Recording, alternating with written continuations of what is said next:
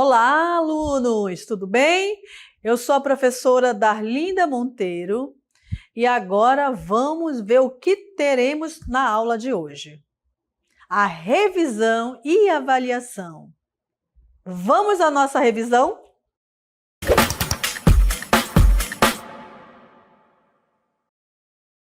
Vamos iniciar nossa revisão relembrando das funções oxigenadas.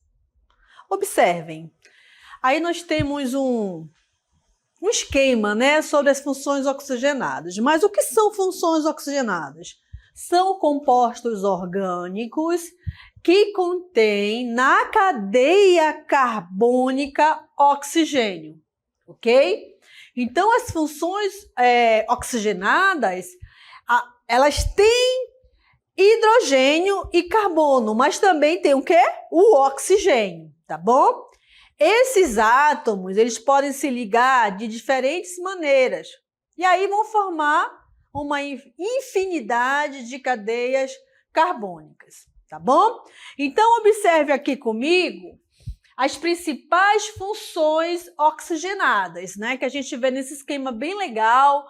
Então, as funções oxigenadas são cetona, aldeído, álcool, ácido carboxílico, fenol, éster e enol, que foram funções oxigenadas estudadas, durante esse tempo. O que vai diferenciar, gente, essas funções oxigenadas são os grupos funcionais. Os grupos funcionais são a identidade do composto orgânico que pertence à função oxigenada. Eu vou dar um exemplo. Aqui nós temos a cetona. Olha o grupo funcional da cetona. É a carbonila ligada a um carbono secundário. Se a carbonila estiver na extremidade, estiver ligado diretamente a um átomo de hidrogênio, já é um aldeído. A função química que pertence é aldeído. E temos aqui o álcool, onde o seu grupo funcional é esse grupo chamado de hidroxila. Mas se o álcool estiver ligado a um carbono insaturado, a função química vira enol.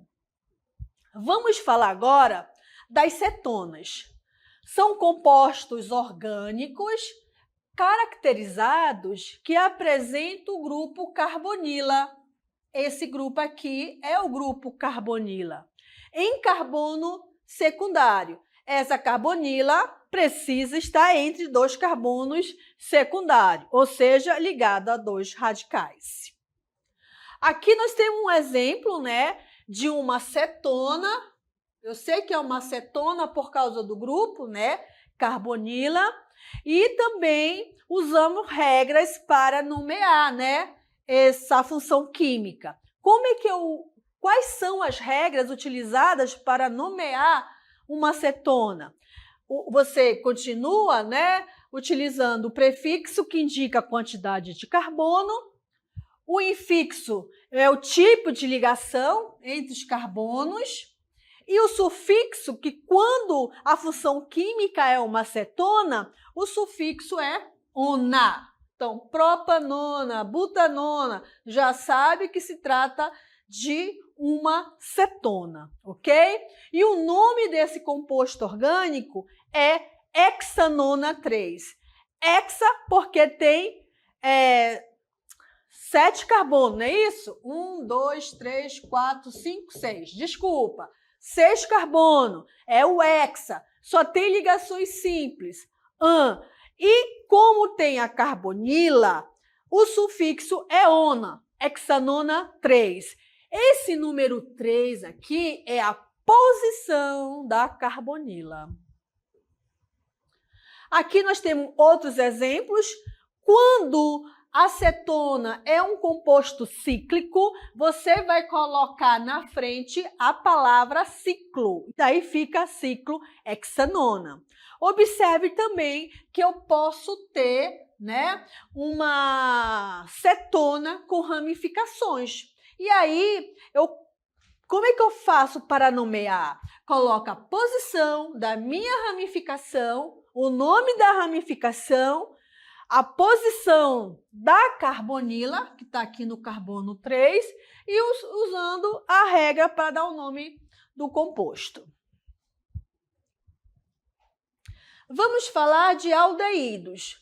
Os aldeídos são caracterizados também pela presença da carbonila.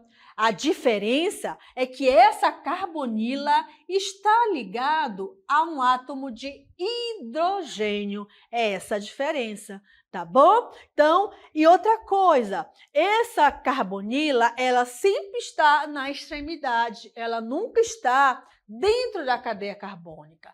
Ela se encontra na extremidade. E aí, esse grupo aqui é um grupo que indica que o composto orgânico pertence à função química chamada aldeído, que é uma função oxigenada, porque tem oxigênio, né, presente na cadeia carbônica. Também podemos nomear os aldeídos. No caso dos aldeídos, se vocês perceberem, né, as regras são as mesmas. Mas existe aqui uma diferença, que é no sufixo, porque o sufixo para aldeídos é o -al, tá? Para acetona, -ona, mas para os aldeídos o sufixo é o -al. Então eu continuo identificando o prefixo, o infixo e o sufixo. E aqui eu tenho alguns exemplos, né? O primeiro composto, olha aqui, eu vou nomear.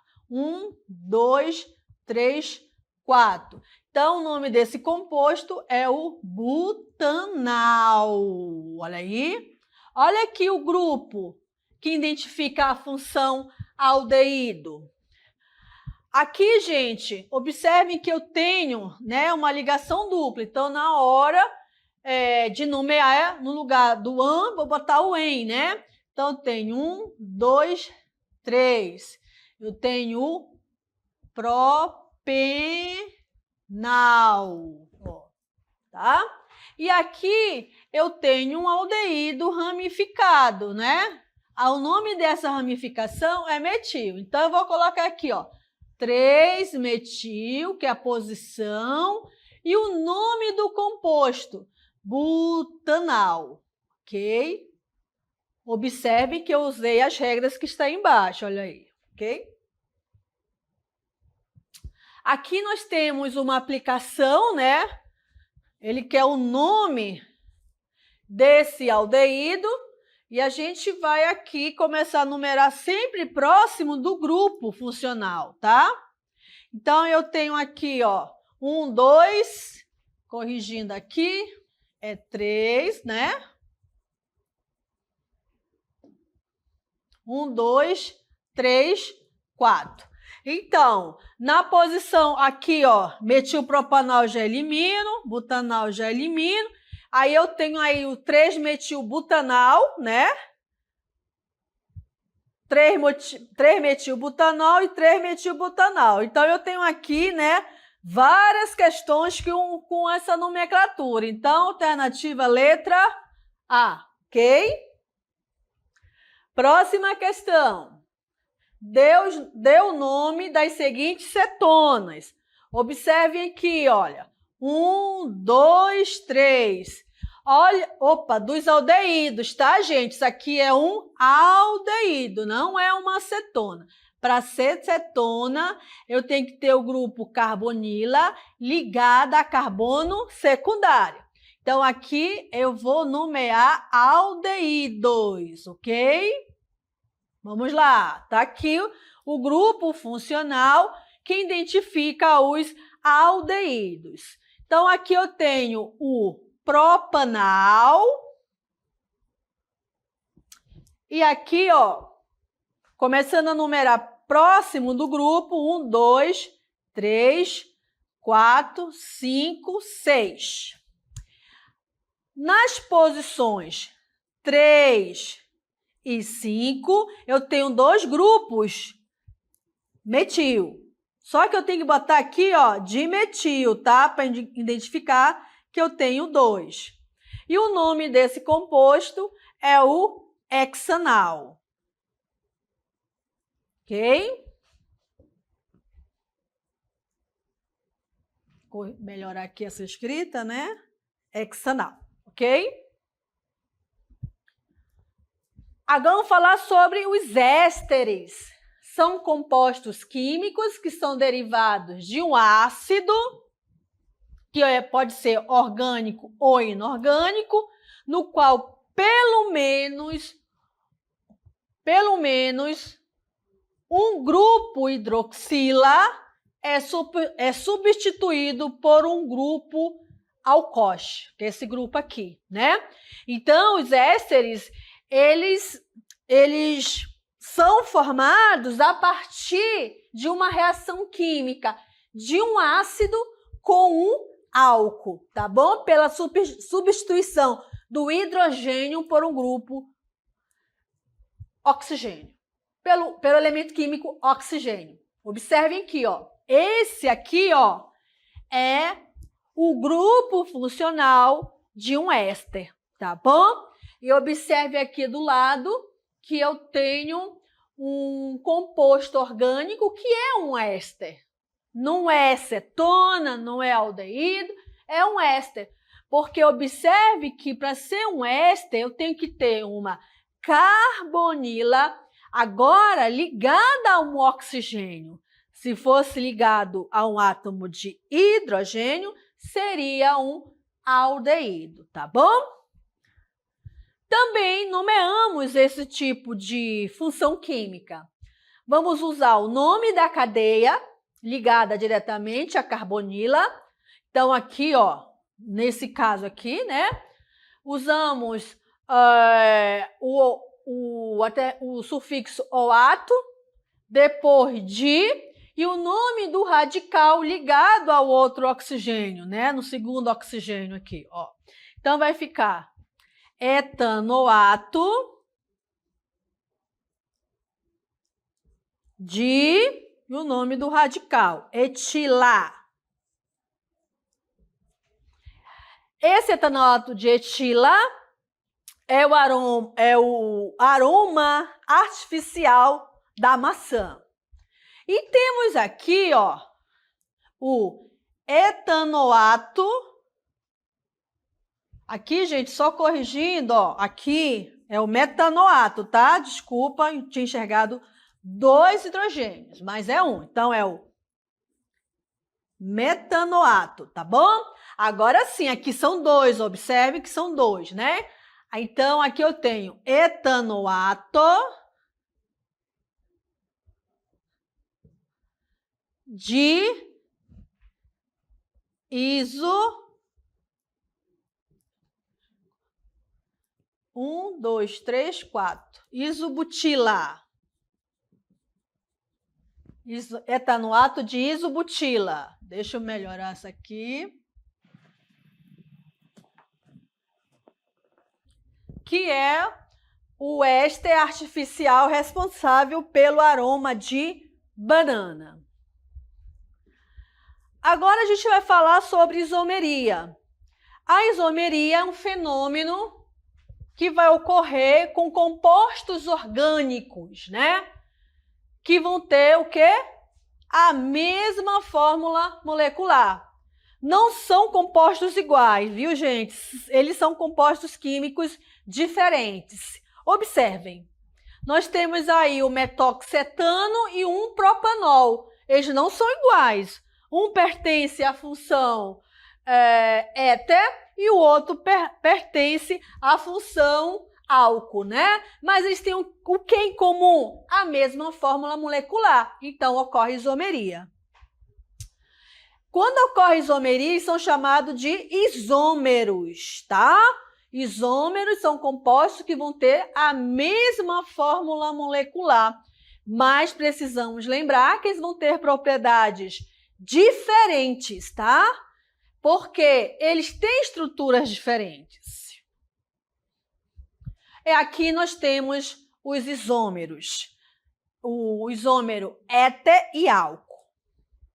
A isomeria, ela pode ser plana, geométrica e aóptica. Hoje nós vamos agora, nesse momento, a gente vai estudar a isomeria plana, a de cadeia e a de posição, ok? Vamos conhecer essa isomeria? A isomeria plana de cadeia, ela acontece quando os isômeros têm cadeias ou núcleos diferentes. Então, eu preciso ter cadeias diferentes, preciso que os compostos sejam isômeros, tá? Então, observem, aqui eu tenho duas cadeias, elas são diferentes, são isômeros, porque a gente percebe ali que eles têm a mesma fórmula molecular, os dois compostos, né? Mas um é de cadeia normal e outro é de cadeia ramificada. Então, aqui ocorre a isomeria plana de cadeia. A mesma coisa a gente observa, né? Que eu tenho ali dois isômeros, sendo que um isômero é o ciclopentano, o outro é metilciclobutano. Mas aqui ocorre a isomeria plana de quê? Cadeia. E a de posição? Ocorre quando dois compostos, né, que têm a mesma fórmula molecular, mas vai diferenciar pela insaturação, pelo heteroátomo ou radical substituinte, tá? Então, observem aqui comigo, olha aí, observem que o grupo aqui, CH3, está na posição 2.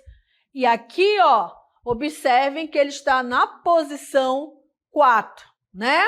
Então, ó, e outra coisa, eles precisam ter a mesma cadeia, viu, gente? Cuidado aí.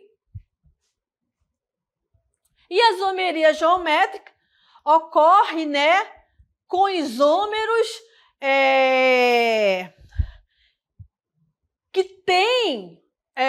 que são diferenciados através da sua fórmula espacial. Ou seja, a gente observa os ligantes que estão nos carbonos, tá bom? Então, observem aqui comigo. Eu tenho aqui um composto orgânico, tá? Ele tem 2 carbonos e cada carbono tem um ligante diferente. A gente precisa observar aí esses ligantes, tá bom? Eles precisam ser diferentes. Se pelo menos um for ligantes iguais, eu já não tenho a isomeria geométrica. E aí também usamos a nomenclatura. Quando é cis, eu uso cis, esse prefixo, quando os ligantes iguais estão no mesmo lado do plano. E o trans, quando os ligantes iguais estão em lados opostos. E observem aqui, ó, a primeira molécula é o cis, porque observe que os ligantes iguais estão em lados opostos, né? No mesmo lado do plano, e aí eu uso o prefixo cis. Cis 1 e 2 de bromo etano. E o trans, observe que agora os ligantes iguais estão em lados opostos. Aí eu uso o trans 1 e 2 de bromo eteno. Agora, gente, cuidado! Para ocorrer a isomeria geométrica, ela ocorre com compostos orgânicos alifáticos, eles precisam ter ligação dupla e cada carbono tem que ter ligantes diferentes, ok? E assim a gente encerra a nossa revisão de hoje.